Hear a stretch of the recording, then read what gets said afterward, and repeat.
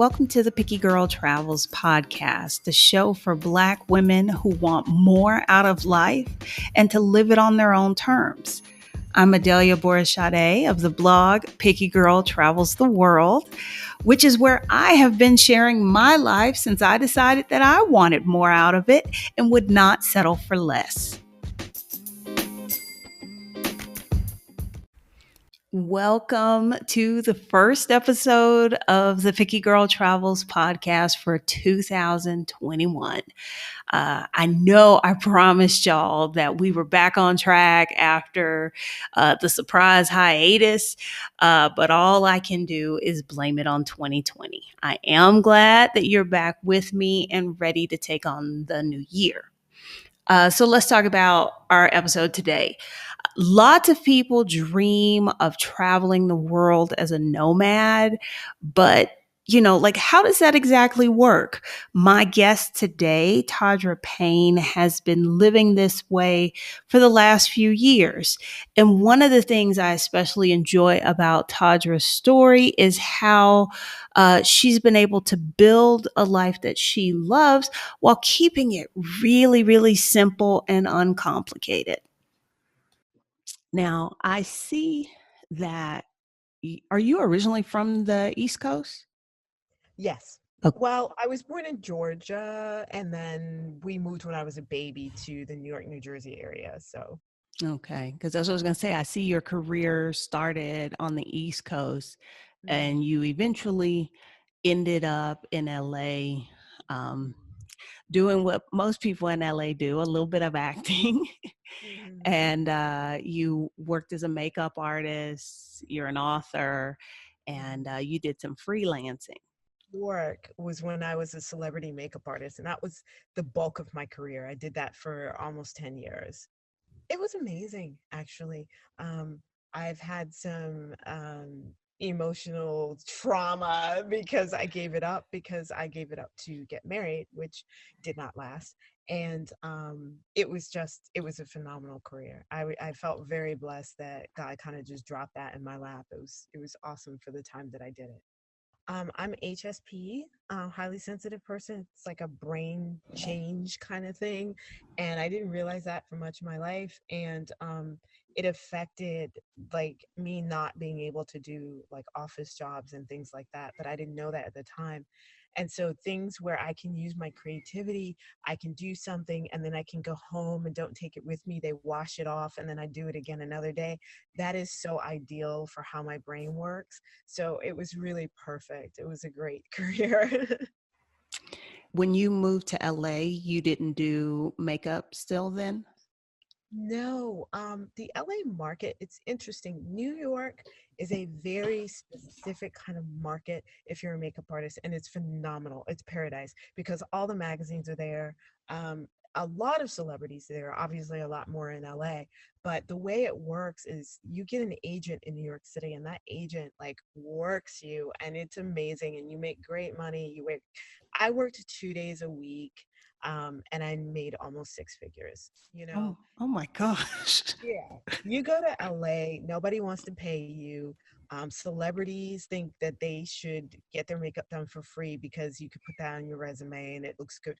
It's crazy. Like I got there and I was really shocked at the disrespect for artists in general in LA. Nobody wants to pay you for anything. And it's always the same rhetoric. Oh, but this is going to be so great for you. You'll get exposure. And New York's not like that. New York's like, how much do you need to make? You know, or this is the going rate or whatever, you know. I had jobs where I made $2,500 in an hour in New York City, and that's never going to happen in LA. Just never going to happen. Not for makeup anyway. Wow. I can imagine that is quite the shock. Definitely. And so you moved to LA. You you were doing some writing, some freelancing, tiny bit of acting. I saw a little video of you on the internet. Which one? Is it a TV show? 1111. Oh yeah. That was a short that I did. Yeah. Yep. You're living in LA, you're doing the things. What in 2018, you made a big switch. You left LA Mhm. um, to travel to travel full time. Yeah. How did you arrive at that decision? You know, I was saying this to my partner earlier today. Some of it was an arrival, and some of it was a kick out of the nest. Um, I had been really sick in LA, and I never had any health problems at all. And suddenly, some friends came to visit me from the East Coast, and I was in my living room. I was trying to, connect and catch up with my friends, and I'm talking and I'm hearing the words that come out of my mouth aren't what I'm saying in my head. And all of my words were jumbled and crazy. And I was like, and I just started crying. Like I burst out crying. And I'm still trying to talk. And it's just sounding, I don't know, like something from Star Trek. And I'm like, what's going on? And they started screaming. And my partner literally lifted me up and took me to the hospital, and they said that I had something called a complicated migraine, and it affects speech. And they thought I was having like a heart, Like a stroke? a stroke. Yes, thank you. They thought I was having a stroke at first. Thankfully, I was not, but it's stress induced. Mm, And I realized how stressed I was in LA, how I didn't feel like I was able to acquire my dreams there. Being a Black woman, being an older Black woman, getting auditions, being told that I was the best person in the room, but we're not going to go Black with this. And I have this whole system inside of me, which I shouldn't at this age, right? I should know better, that if you're the best at something or even like freaking amazing at it, maybe not the best, you that means it should be yours. And that's not the system in LA. And so it was causing me undue stress. And I decided, we were going to just kind of step back at some point, quote unquote, and figure something out. And then I lost my two big clients for copywriting, which is what I was doing to afford myself to go on auditions and stuff. And then my partner lost his contract with the art school where he was teaching. I tell you no lie, within like a week and a half of each other. And we were like, okay. So we were like, what if we lean into this and figure out a way to actually do this travel thing? And we said we should test drive it. So we were like, okay, let's do a road trip in the States for 3 months, right? Well, actually, we didn't have a time frame. We were like, let's just try it and see what happens. But we didn't have any money. Yeah, we didn't we didn't have any income. We didn't have work. And so we were like, how's this gonna work? And I had been house sitting before, and I had some luxury house sitting clients, some directors and stuff in LA. And I was like, let's take this on the road. Talk to our landlady and our building manager, and they said, why don't you Airbnb your apartment? I was shocked, absolutely wow, shocked. I am shocked. I know. I was like, really? Because I said, can we get someone to sublease, which would at least cover the rent? And they were like, okay, but what will you do for money? And I was like, I don't know. We'll figure that out. And they were like, why don't you just Airbnb? And we were like, what? So we literally had like 2 weeks to get all of this together because we did get a house sitting request. And so we did this whole thing with our apartment where we just like tricked it out technology wise so that I could let people in the house with their cell phone, and then I could lock it from anywhere in the world. I could see when they went in and out of my apartment, like everything. So we Oh, tricked it. wow. It's wonderful. We did that, and each person would get their own code. So once they were done in our apartment, they couldn't get back in. And so then we had to hire a housekeeper slash manager, which we found someone amazing thanks to my neighbors.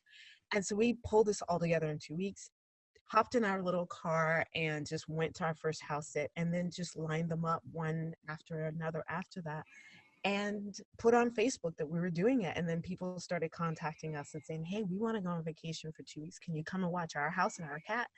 And that was it. We did it for 3 months all over the West Coast. We started in LA, went all the way up west, ended up in Canada, and just took it every week or two at a time. And it was phenomenal. And we made more money than when we were working from our Oh, little apartment in LA.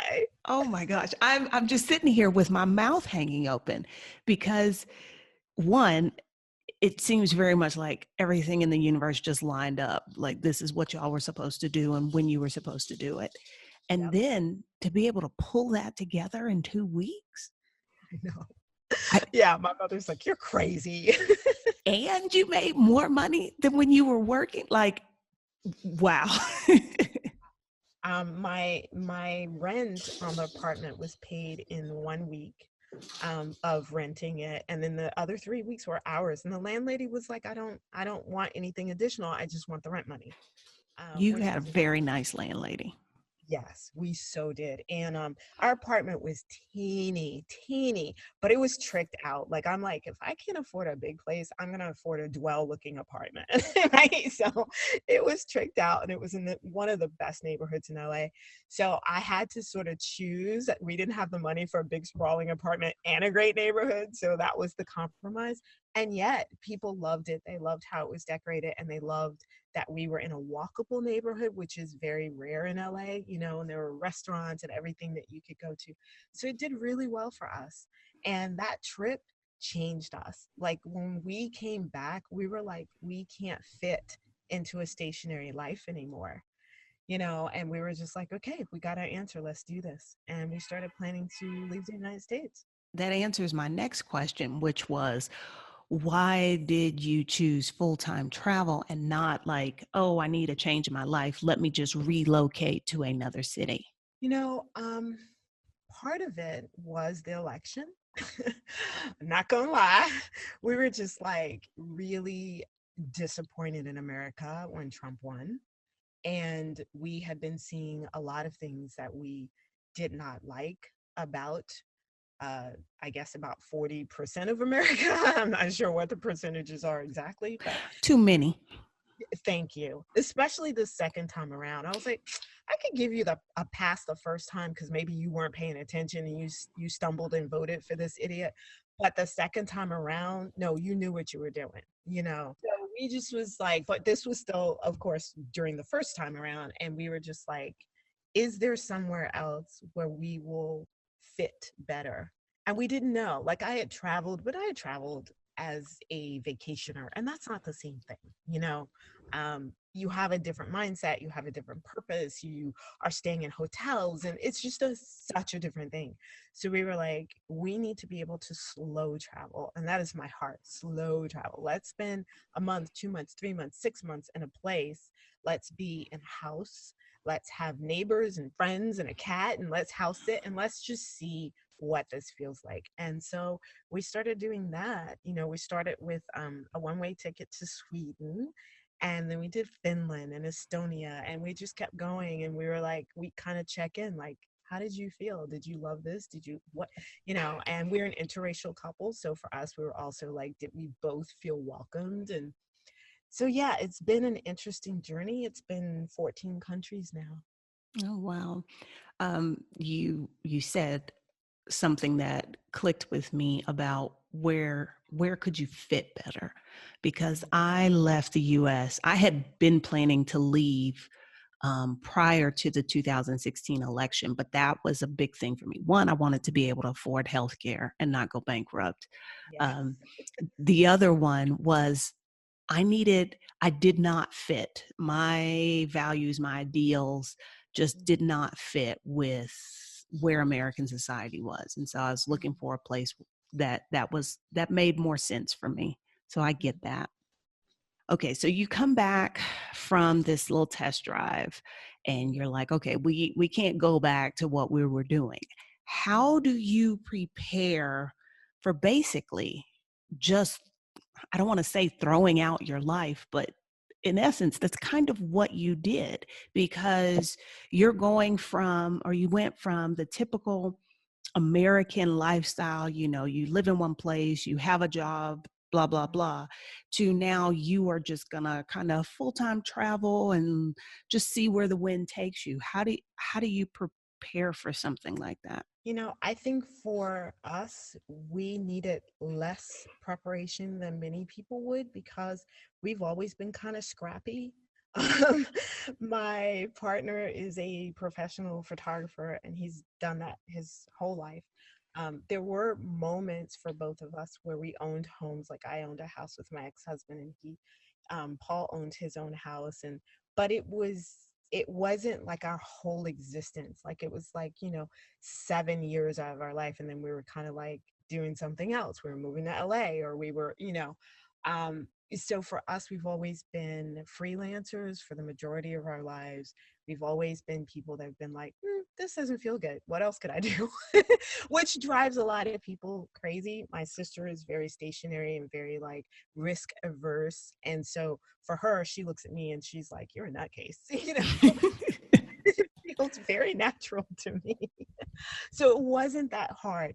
It was more about the logistics of, okay, we got to sell our stuff and, that kind of thing. And mind you, we still didn't have jobs. So we were like, we're going to give up this apartment and then we won't have money.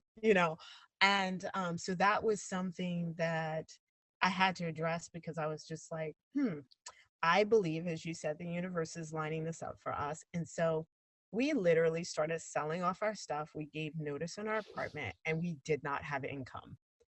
And it was a little bit scary.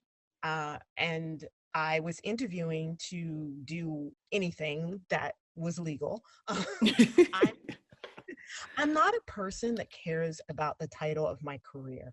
Like I don't get my identity from that. So that's very freeing for me. I've often teased that as long as it's legal and I can stay vertical, I'm good.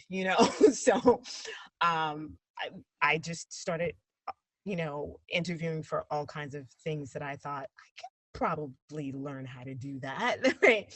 So I ended up interviewing for a job that I found on Facebook that was put on a message board, a group, and it was an accident. She didn't mean to put it there.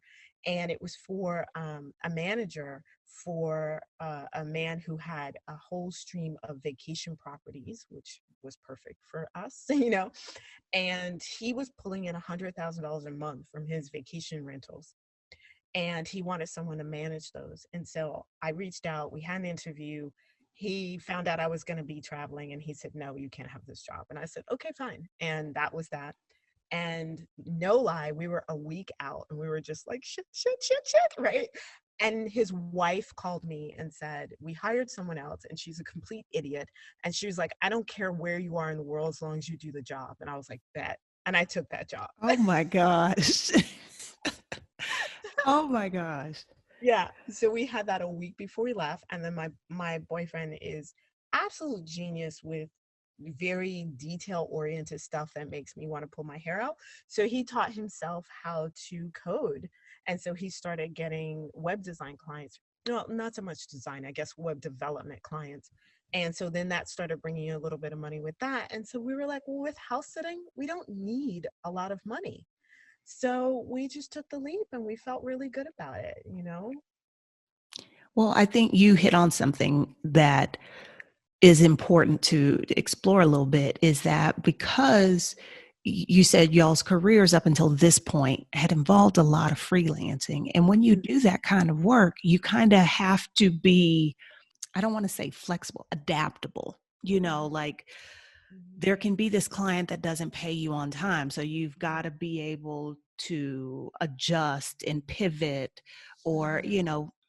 I'm stumbling over my words here, but basically, um, It's training ground. it is, because you're developing a lot of the skills that you're going to need, or to be able to handle, not even just the skills to do the work, but sort of the mental skills and capacity to Definitely. handle, like when things don't go right, or when this is a little weird or whatever. So And you still, yeah, I can definitely see how y'all were in a much different situation, um, than somebody who, let's say, had a typical 9 to 5. Not to say that you can't make this transition from a typical 9 to 5, but I'm sure. doing it in a matter of weeks, Right, y'all right. y'all had an advantage there. Yeah, yeah. Like I said, we're scrappy, we're resourceful, and we have a really high threshold for risk. Yeah.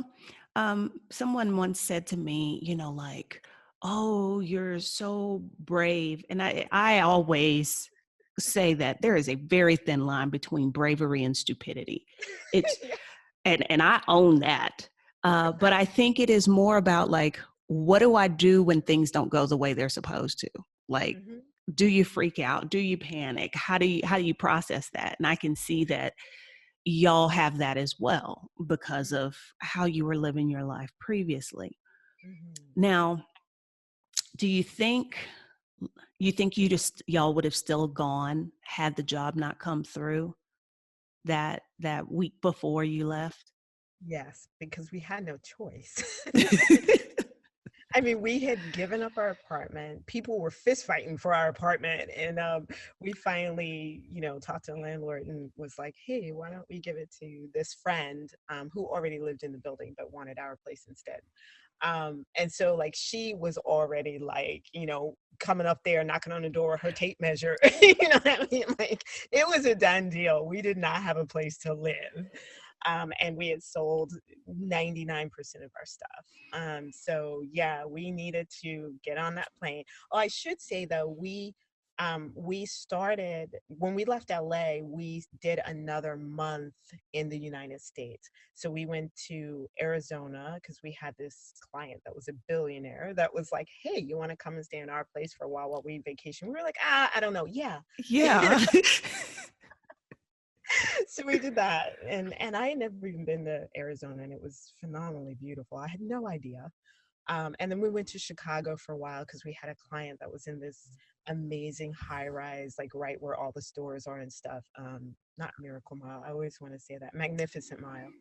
So that was kind of cool. So we just did that for fun, and then we went on to Sweden.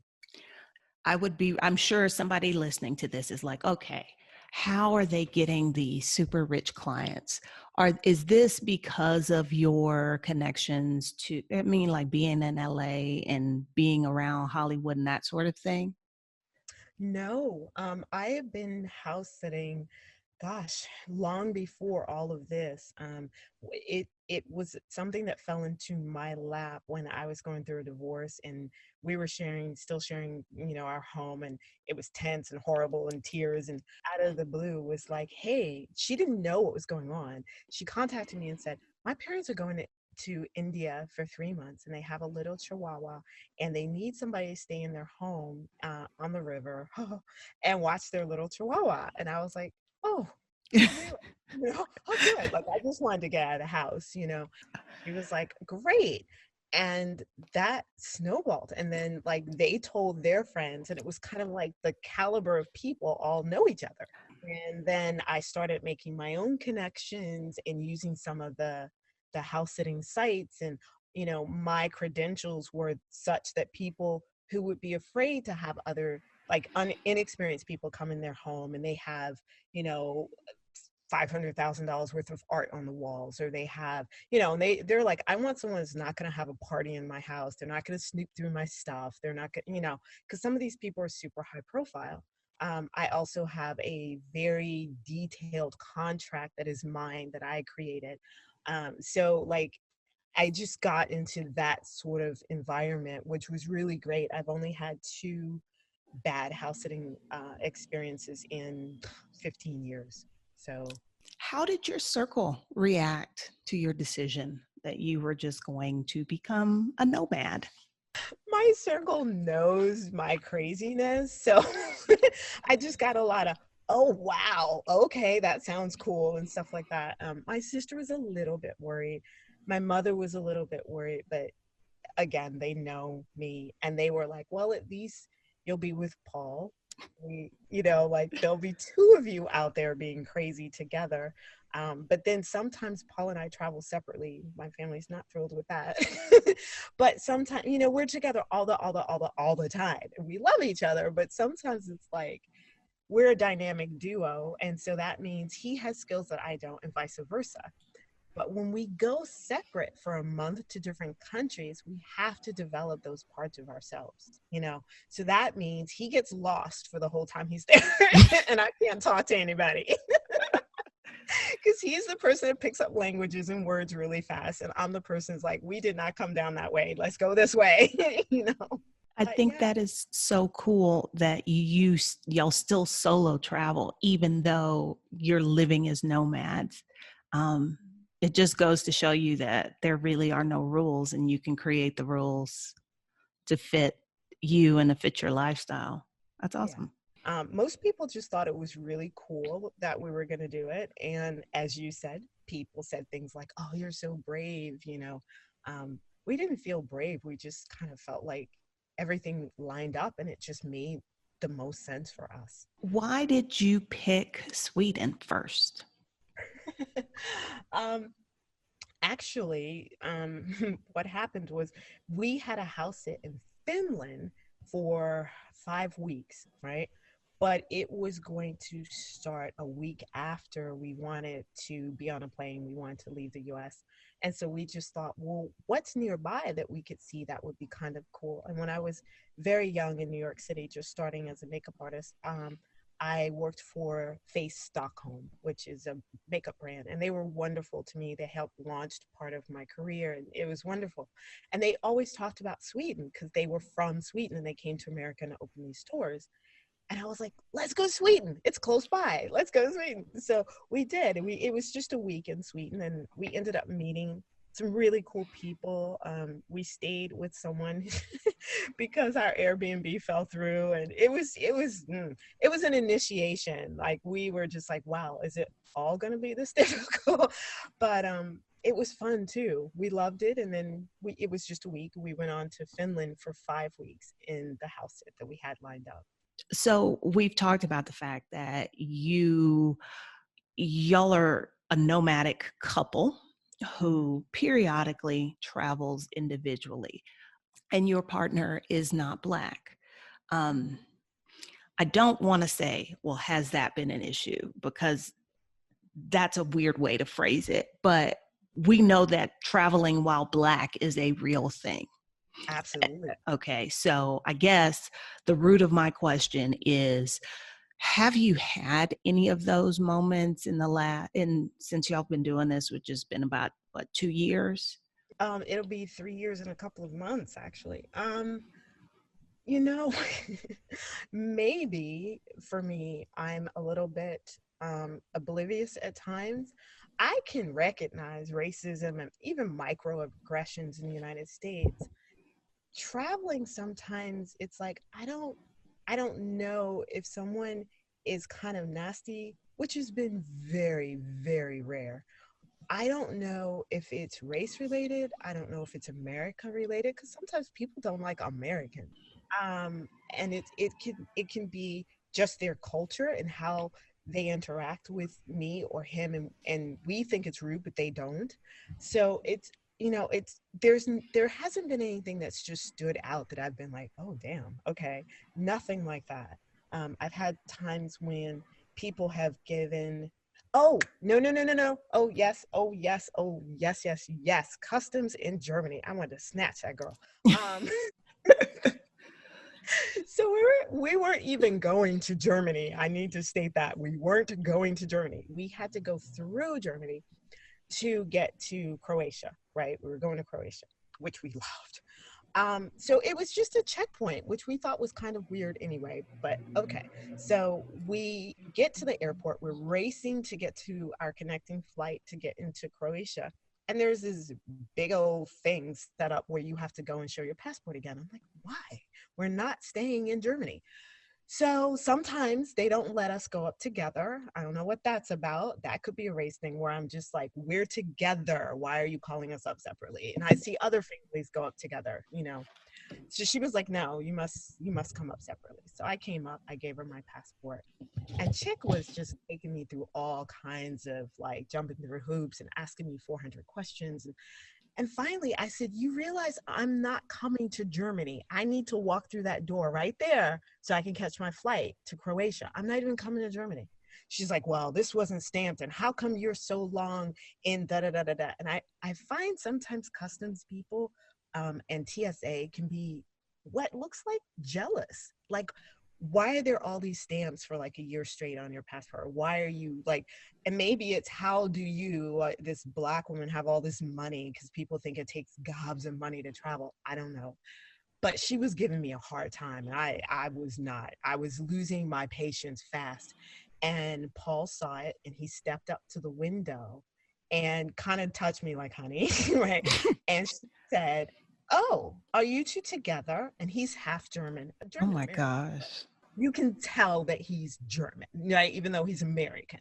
And she said, oh, are you two together? And he said, yes. And he pulled out his passport. She took it. She opened it, barely glanced at it, passed it back to him and said, okay. And like waved us through. And I was like, bitch, my passport just as blue as his passport. And I'm like, so mad. He was just like trying to cover my mouth and drag me off. And I was so angry. I said that's exactly what that was. That was an issue because you were Black. Right. And I was just like, that, but that was the only time. We've had really pleasant experiences inside all the countries we've visited. What has it been like traveling as an interracial couple? I think, you know, most of our, well, all of our adventures have been in either North America or Europe. We were actually talking about going to Asia and then Africa, because we had some really great house sits lined up in Asia. And then the pandemic came. And I think we've only gotten a very small window into that question because we've been in these predominantly white areas, right? And people have been very gracious and very kind to us and just really excited to ask us questions about America. Some people have asked me, like, is it rude if I ask you questions about like things they see on the news, like Black Lives Matter, and are they protests or are they riots? What's up with your police? And, you know, but people have been kind of like, is that okay for me to ask you? I'm like, yes, please. Like, I want to educate people, you know? So we've had a lot of that, you know, where Paul's just like, no one cares about my white experience in America, you know? But we've had that. But I think once we are somewhere where we both are other, we don't look like the Asian people around us, Mm-hmm. that's going to be interesting. And then when we are in Africa and I look like the people around me to a certain extent, you know, of course, we don't all look alike, but he will definitely stand out. I think that'll round out how well we can answer that question.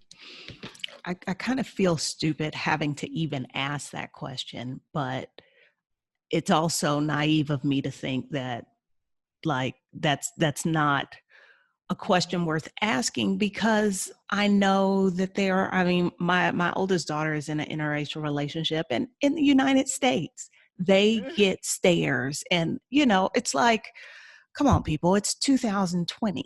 I don't even know what to say about it, but Here in Albania, people stare at me because there are no Black people. There are no. no Black people.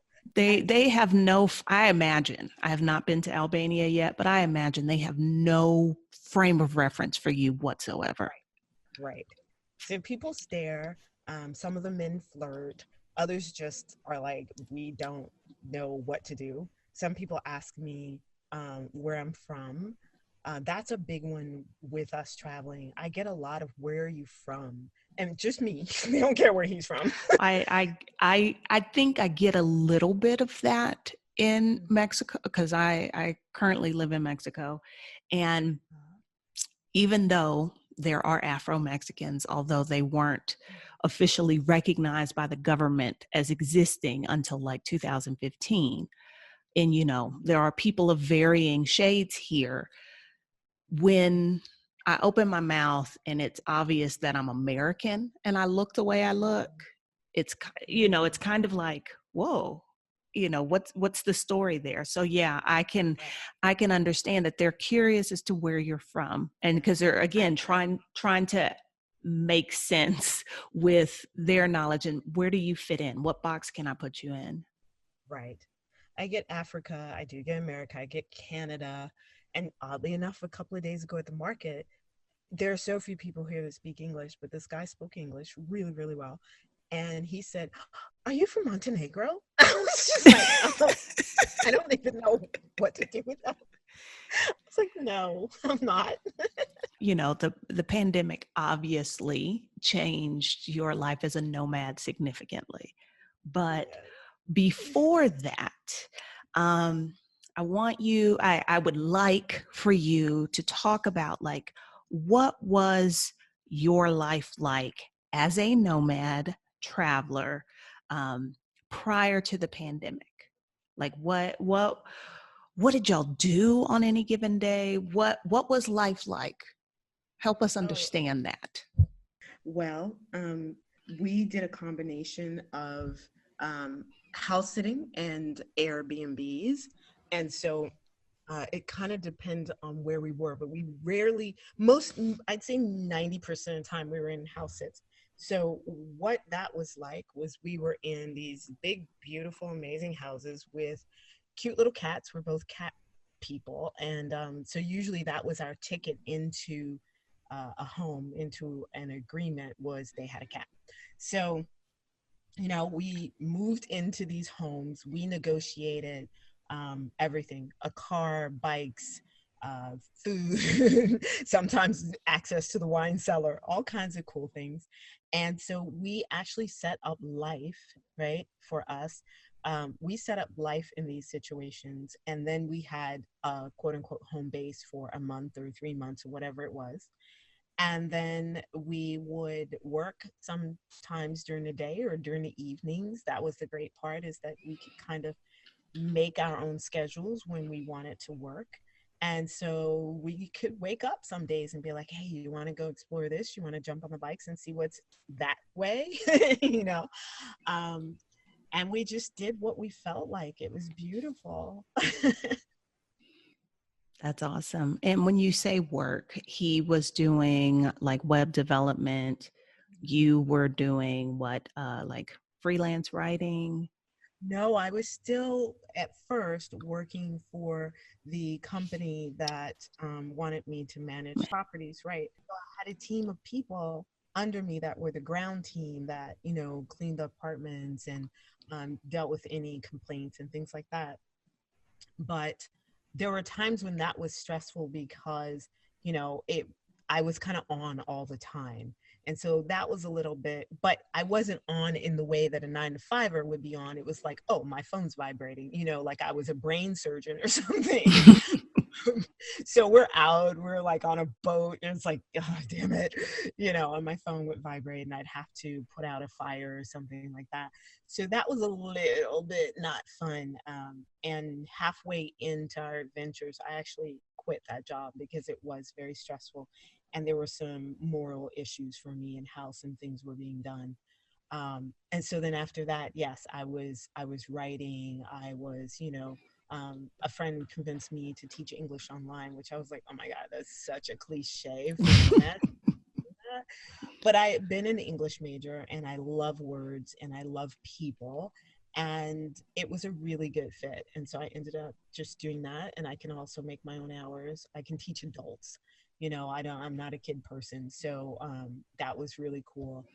So it's just been, I feel like we're just living life, period. It doesn't, like, people sometimes think it's going to feel like vacation all the time. It doesn't. And that's part of why I wanted you to share your response, is because I think for some people it is hard to imagine what exactly that looks like. And like you said, traveling for vacation and traveling full time slowly, it's not the same thing. Some countries we didn't even, do that mad dash to see all the stuff that tourists see, because we would like pedal up the bikes there and we'd be like, oh God, there's like 4,000, never mind. We just turn around and go to a cafe.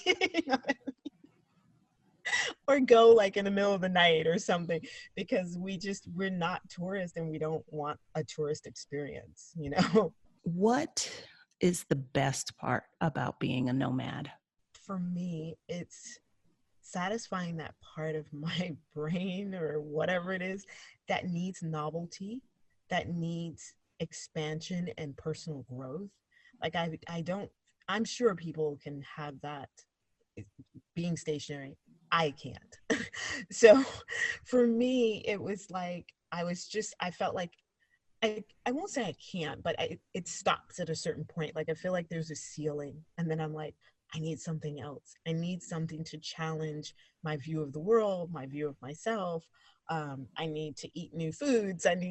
So for me, having all of that satisfied is just so rewarding. I love it so much. There's nothing like getting lost somewhere where you can't speak the language or read the signs and you're just like, shit, I gotta be really resourceful right now and I gotta calm down. you know, I love that. Okay, so then alternatively, what is the worst part? Okay, pre-pandemic. Yes, pre-pandemic. I guess loving a place and having to leave. Like, you for us being particularly in Europe, the Schengen zone is real, So we have a calendar where we have to keep a track of our days. Like, oh, I've been here this long. I can't stay anymore. I have to, leave all 26 countries in the Schengen zone. I can't go to any of the others and then come back if I want to or whatever. So just doing that juggle, was hard. Like I was having a little bit of a meltdown in France because I loved it so much and I wanted to stay through Christmas. And one of my friends came through with this obscure law that allows Americans to stay in France an additional 3 months past Schengen because of some treaty from 1945. This girl's awesome. I was like, no, I can't. You're getting me arrested. I cannot stay. And I contacted the embassy and they were like, oh yeah, you can stay. I was like, oh. So we stayed 3 more months through Christmas in France and it was wonderful. Did you have to get anything special on your passport? Nope. They were like, all you have to do is you cannot leave from a different Schengen zone country. You have to leave from France out of the zone. Because they were like, everybody at customs knows this rule for Americans. So just leave from France, like fly out of France to wherever and you'll be fine. Huh. Yeah, I know, right? Now, the pandemic totally threw a wrench in your plans, as it did all of us. You can't really be a nomad or travel full time during a pandemic. So you and your partner hunkered down in Albania. Yes.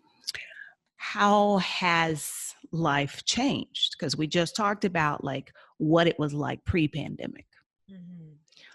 What are your days looking like now? Well, okay, I should start by saying choosing Albania was a pragmatic choice, right? Like people have said, did you get stuck there or whatever? And I was like, no. About 2 months before all this stuff hit, like in November, I started having such deep like impressions that we needed to stop house sitting. And that didn't make sense for me because we didn't have a whole lot of money. And house sitting is the way we get to live this extravagant life without a lot of money. But it was like every day I woke up and that was there. And finally I said that to Paul and I said, I think we need to start thinking about paying for somewhere. And he was like, are you mad? Right? Like, and will we eat also? And I was like, no, seriously, it's so strong on me. And then when December came, students of mine in China started telling me about this virus. And they were like, I think it's going to, start making its way other places. And I was like, oh God, right? So we were like, okay, let's find somewhere that we can go that's relatively cheap, not far from where we were, in France. And we could just get a ticket and we'll stay there for a couple of months and see what happens, right? We were like, and we'll be near Greece and we'll be near Italy. And that'll be cool because we could just hop on the ferry and go into, one of those on the weekends. And so that was kind of it. We went online and we were like, oh, look, here's this little country called Albania. And we read some blogs and saw some pictures. We're like, cool. We bought tickets and flew out like 2 days later, right? We got here. Customs was just like, you're American and you want to be in Albania? So, it was like we looked for an apartment. We looked at a lot of places in the city, didn't really resonate with us. And then finally we found this place, which is way up north. And I tell you, the day we got off the very harrowing bus ride through the mountains, to get here, the country went into lockdown. We got off the bus and people were racing past us to grocery stores. And we were like, what's going on? They were like, lockdown. So we were just like, oh, wow, right? So we went to a grocery store. then we got a ride here from the landlord of this place, and we got a 4 bedroom, 2,500 square foot house on 2 acres of land for $250 a month. Please repeat that just in case somebody missed it. I know. Okay, we have 4 bedrooms, 2,500 square feet in this house, and it's newly renovated. It has all the furniture, towels, sheets, pots and pans, everything, because that's kind of common in Europe when you rent a place. It comes with all that stuff. And it's on like 2 acres of land, and it's $250 a month. So that was a huge part of our decision. That was a huge part of our decision. And we were like, wow, okay, yes, we can definitely afford that.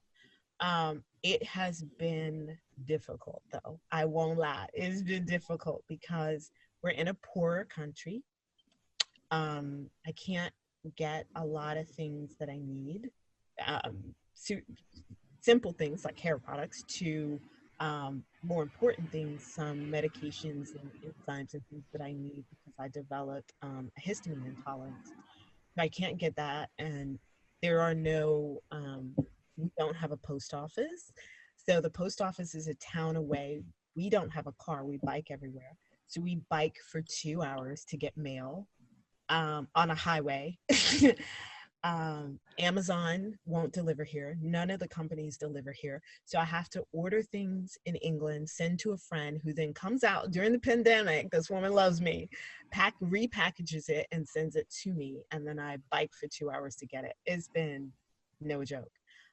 Food variation doesn't exist unless you go to the city, which is 2 hours away from us. So it's been a challenge. We have snakes, we have scorpions in the house. We have it's been, yeah. So we wish that we could have done this in France or Spain or somewhere, but Albania allows Americans to stay here for 1 full year without any kind of special visa. So that's why we chose it. I'm sitting here trying to process, like, because I've lived in a country that did not have a mail system at all. Ugh, Yeah, because I didn't even know that was a thing. And so right.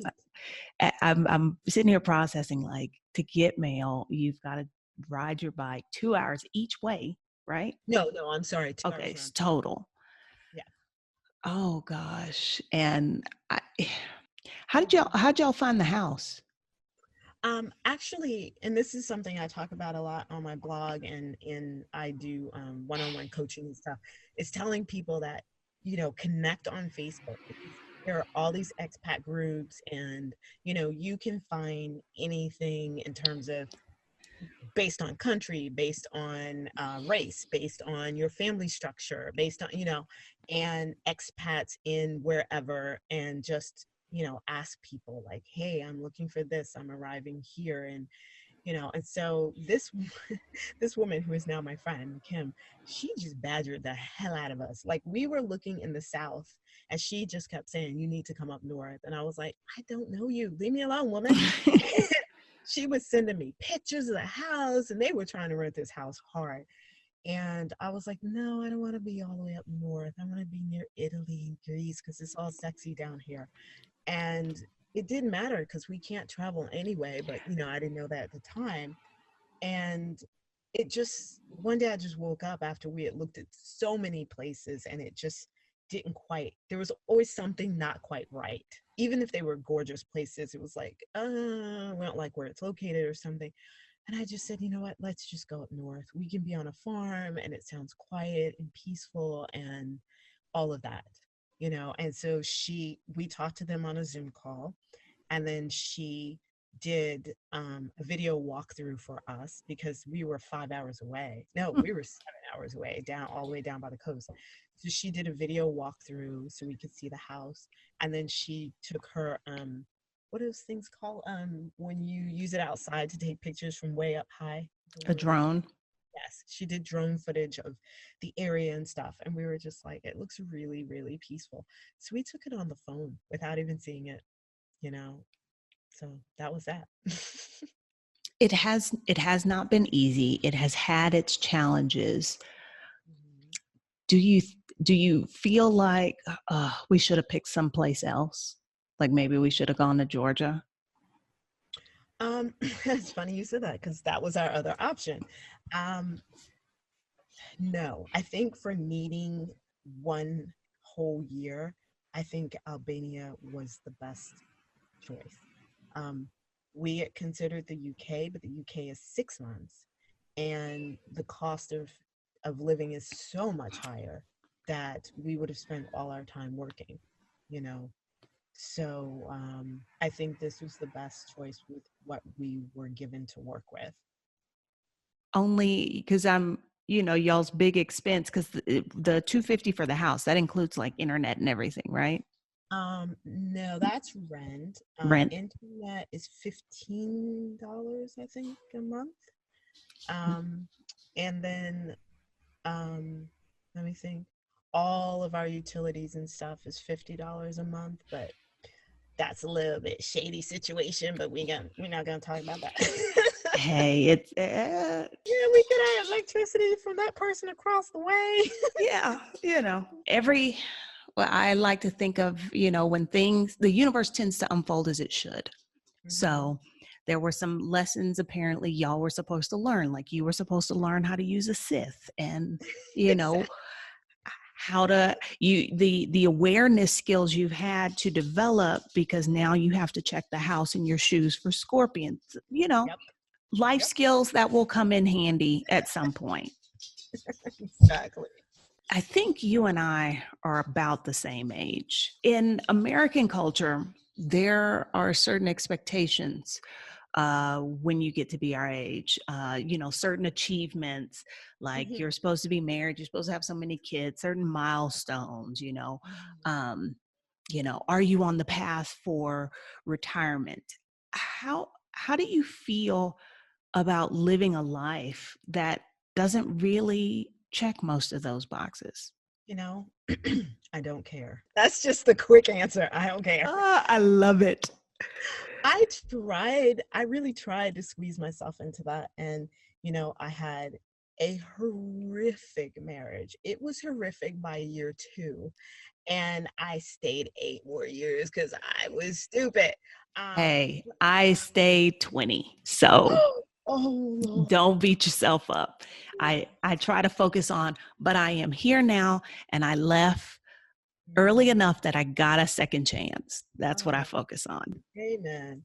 Yeah. So, like, I tried all that, and, I felt kind of bullied is too strong word, encouraged by the church to stay despite what was going on. And I take full responsibility that I should have still made my own choices and I didn't. Um, but now I just refuse. I refuse to let other people's boxes have any effect on what I choose. Amen. Yeah. Um, I think I've mentioned to you before that, like, that is my own experience, like trying to chart this path and live this life. I seen somebody saying, fuck it, I'm just going to do what I'm going to do. Like when I was 25, maybe I wouldn't have stayed 20 years. Mhm. So Right. I that's one of the reasons I want to talk to you, because I think that your story, your experience, somebody out there needs to hear this, to know that, hey, it is possible. You don't have to always try and contort yourself to live up to society's expectations. Absolutely. Absolutely. Yeah.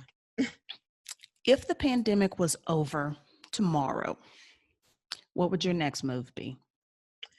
Portugal. And we are trying to put that in place because we have to leave here. Our visa is up the 1st of February. And, we had been struggling with it's a pandemic. We should probably stay put. Should we throw ourselves at the mercy of the Albanian government and be like, can we stay longer, even though we don't actually want to stay longer? But would that be the responsible thing to do? And then the owner of this house decided she wanted to move back from Italy and have her house back, and she doesn't want to rent long term anymore, blah, blah, blah. So we were like, well, if we have to uproot anyway, let's try and get in where we want to be, you know? Which is scary because the borders aren't technically open right now, and we don't know. Like, we could get there and they could be like, no. But I'm gonna do that, like, you know, those big pies, which has worked for me in the past, actually. I did that in London when the guy was just like, I'm going to take you in the back and I'm going to shake you down and figure out why you always in London. I was like, ah. So I'm like, I'm not above crying at a border. So hey, you got to do what you got to do. Exactly. So we're just hoping we can get into Portugal, because we think that might be the place that we're going to call home. We think. If somebody wanted to follow your journey, maybe they're interested in a one-on-one coaching session or whatever, how would they do that? How do they follow you? Where are you online? Well, I have my website, which I write on as a blog, and this is a weird way to do it, I'll admit, but I'm actually right now kind of going back and putting my journal entries on there. Because while I was traveling, what I was doing was using my website to sell services and sell my coaching and my house sitting course and things like that, right? So I wasn't blogging as much. But now it's like really nice that I have all this time. I'm in one location. So I've been putting everything back up there, or I should say up there, not back. And that's travellivebreathe.com. And on there, there is a form where you can put your name and email address and get in contact with me. Okay. Well, thank you for taking some time to chat with me and to tell your story. I appreciate it. I really, really do. Oh, no, this was fun. Thank you for asking me. Is there a topic that you would really like to hear me dig into on the podcast? If so, let me know. You can reach out via social media. I am on Twitter at Picky Girl Travels, no I in girl. I am also on Facebook and Instagram, Picky Girl Travels, or you can leave a voicemail using the link in the show description. As always, thank you for your continued support of the podcast and the work that we're doing here. If you have not done so already, please subscribe to the show on whatever podcast platform you're listening to right now. Another way that you can show your support is to leave a review. Or lastly, share the podcast with another woman you think might enjoy it or might benefit from it. Until next week.